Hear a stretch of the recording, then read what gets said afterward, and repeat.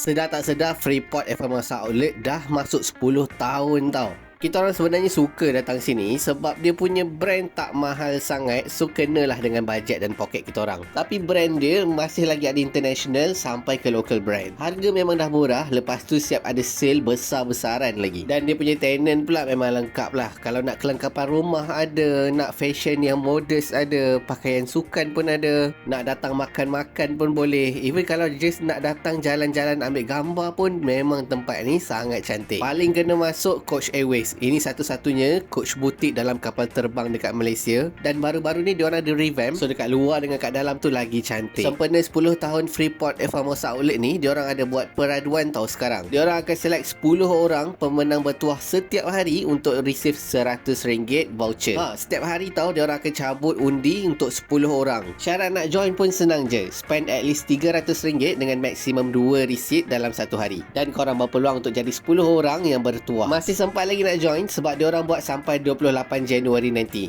By the way, 31 Disember nanti kena datang sebab diorang buat midnight sale, ada fireworks, korang boleh tengok dekor Christmas, ada macam-macam persembahan, ada mini game, jumbo parade and banyak lagi. So jumpa dekat Freeport FMasa Outlet.